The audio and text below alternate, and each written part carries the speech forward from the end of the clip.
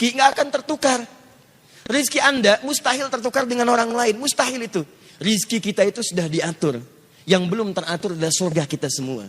Jadi kalau Anda mencari rizki dengan cara yang halal, dia akan datang dan jumlahnya tidak akan berkurang. Demi Allah saya katakan, rizki tidak akan berkurang.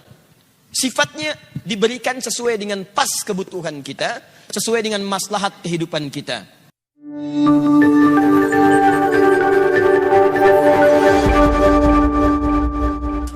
Kebanyakan perbuatan buruk terjadi bukan sekedar ada peluang melakukannya, tapi persoalan yang paling penting adalah didasarkan pada cara berpikir yang tidak tepat. Ketika cara berpikirnya salah, maka muncul tindakan yang keliru dalam kehidupan. Orang-orang yang korupsi berpikir dengan korupsi itu bisa mendatangkan harta lebih banyak. Karena berpikirnya keliru. Karena dengan cara yang baik pun rizki akan datang. Jadi kalau Anda bisa meraih rizki dengan cara yang baik, kenapa Anda memilih yang haram? Karena rizki itu sudah diatur, nggak akan tertukar. Putri ada yang tertukar, putri yang tertukar sampai jadi sinetron. Menteri ada yang ditukar, tapi rizki nggak akan tertukar. Rizki Anda mustahil tertukar dengan orang lain, mustahil itu. Rizki kita itu sudah diatur. Yang belum teratur adalah surga kita semua. Jadi kalau Anda mencari rizki dengan cara yang halal, dia akan datang dan jumlahnya tidak akan berkurang. Demi Allah saya katakan, rizki tidak akan berkurang. Sifatnya diberikan sesuai dengan pas kebutuhan kita, sesuai dengan maslahat kehidupan kita.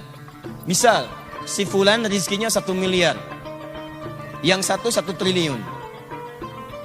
Lihat sini, baik yang ini ataupun yang ini, ketika Allah berikan, itu bukan ingin menunjukkan si fulan sedikit, yang lain banyak, bukan. Tapi untuk menjelaskan kepada hambanya, walladzi qaddara fahada. Allah yang telah menetapkan semua ukuran kehidupan, yang dengan itu memberi petunjuk kepada hambanya, itu yang paling maslahat yang bisa ia gunakan. Yang ini diberikan 1 miliar, karena dengan satu bekal 1 miliar ini, itulah peluang dia lebih dekat kepada Allah subhanahu wa ta'ala. Karena dia diberikan kelebihan yang lain untuk mendekat kepada Allah, lebih dibandingkan dengan harta benda. Ada yang diberikan tenaga, memang cuma 1 miliar, sebulan didapatkannya 1 juta, kadang 500 ribu, kadang-kadang meningkat 10 juta. Dia merasakan dari sisi yang tidak terduga. Tapi tenaganya banyak untuk bangun tahajud. Dia bisa mengalahkan nonton bola.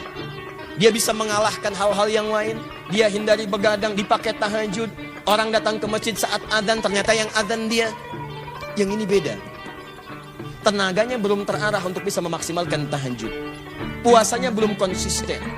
Azan belum mampu dilakukan, maka Allah berikan peluang untuk menyusul amalan yang lainnya dengan pendekatan harta benda. Diberikanlah kemudian kelebihan dibandingkan dengan yang ini dari sisi harta materinya. Apa motivasinya? Bukan untuk menegaskan status sebagai orang kaya. Kalla. Bukan itu maksudnya. Kalau cuma kaya, Allah sudah tunjukkan di masa lalu. Ada yang lebih kaya, namanya Qorun. Qorun. Saking kayanya, sampai sekarang melewati masanya, itu masih diburu peninggalan hartanya. Akhi mau kemana? Samudra Hindia. Ngapain? Cari harta Qorun. Yang dicari harta karun.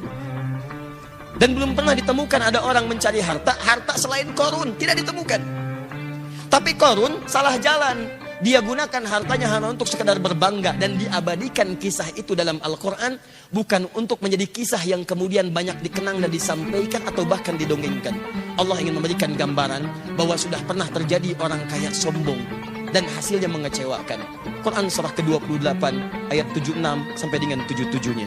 Inna Qaruna kana min qaumi Musa fabagha alaihim. Qarun itu hidup di zamannya Musa. Maka dia sombong dengan anugerah Allah. Bagha ala itu sombong dengan harta.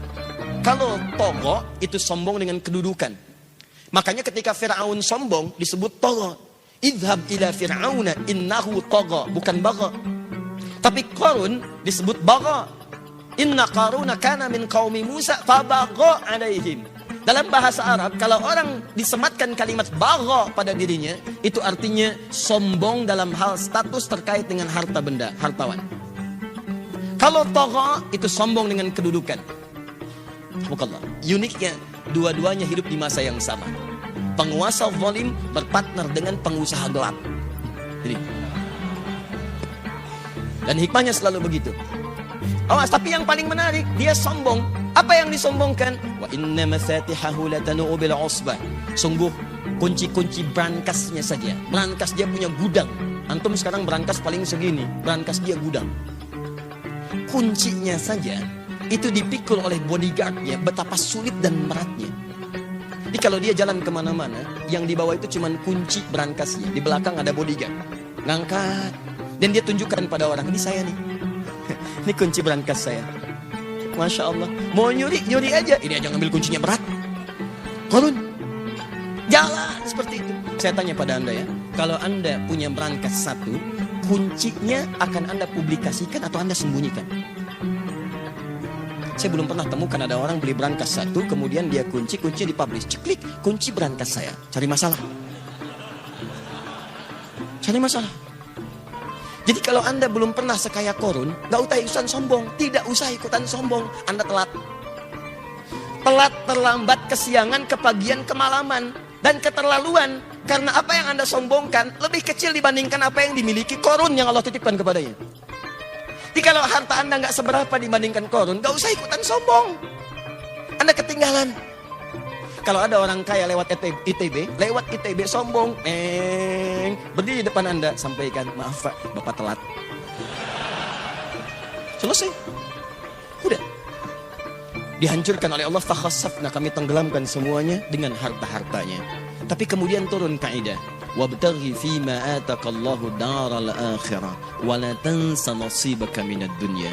Saya titipkan harta ini terlihat seperti lebih, tapi sesungguhnya kata Allah, harta ini saya titipkan untuk mencari kemuliaan akhirat yang tidak bisa kamu kejar dengan potensi yang lainnya.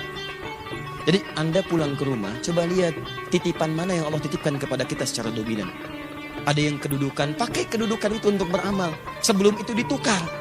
Karena kaidah kedudukan tidak abadi. Buka Quran surah ketiga, Ali Imran. Dari ayat 26 sampai 27-nya. Qulillahumma malikal mulki tu'til mulka man tasha wa tanzi'ul mulka mimman tasha. Anda yang sekarang misalnya jadi rektor, ada yang misalnya bupati, wali kota, macam-macam. Sepanjang melekat kedudukan itu titipan. Supaya Anda bisa beramal dengan kedudukan itu. Sebab itu peluang, kalau sudah nggak ada lagi, peluang itu terhapus dari diri Anda. Mumpung Anda misalnya direktor nih, misal buat sebuah misalnya ketetapan, tanda tangan bagi mahasiswa, para dosen. Ya, ketika masuk waktu sholat diutamakan bagi siswa yang muslim, dosennya misalnya, ayo maksimalkan sholat berjamaah di masjid. Anda tuliskan, bubuhkan tanda tangan. Begitu ada orang-orang yang ke masjid karena melihat surat dengan tanda tangan Anda, setiap orang yang ke masjid Anda mendapatkan bagian pahala. Dan saya katakan kepada Anda, orang ke masjid itu bukan cuma sholat. Datang. Dia berdoa. Sholat 2 rakaat ada pahalanya. Duduk i'tikaf ada pahalanya. Baca Al-Quran setiap hurufnya ada pahalanya. Dan ketika dia berangkat karena tanda tangan Anda, karena informasi dari Anda, maka berapa pahala yang Anda dapatkan dalam kehidupan di muka bumi. Jabatan selesai. Begitu selesai, Anda pensiun, selesai. Tapi ada yang abadi yang ketika Anda bawa ke hadapan Allah, itu yang Anda banggakan di hadapan Allah Subhanahu wa Ta'ala. Maka teman-teman sekalian, kembali ke sini. Segala yang Allah titipkan hakikatnya untuk mendekatkan diri kita dengan Allah Subhanahu wa Ta'ala. Dalam konteks ini kita diminta oleh Al-Quran untuk saling membantu dalam kebaikan dan menghindarkan sifat iri hati yang membuat kita sulit untuk menjalin ukhuwah terbaik dengan sesama kita. Wala taj'al fi qulubina ghillan lil ladina amanu. Nah, di antara cara untuk merekatkan ukhuwah satu dengan yang lainnya, maka Allah Subhanahu wa Ta'ala menurunkan ayat-ayat. Nabi menyampaikan keterangan-keterangan hadis yang saking pentingnya ayat dan hadis ini, para ulama memberikan porsi pembahasan tersendiri. Namun sayangnya ada ungkapan-ungkapan kekinian yang bahkan menggugurkan semua petunjuk ayat dan hadis itu, sehingga banyak orang salah dalam cara berpikir dan mengambil kesimpulan. Itu yang coba kita luruskan, kita turunkan ayatnya, kita keluarkan hadisnya, dan kita bahas kemudian ungkapan-ungkapannya, sehingga kita bisa jawab dengan pendekatan logika, pendekatan juga dalil dan nas-nas terkait yang disampaikan oleh Al-Quran dan hadis Nabi SAW.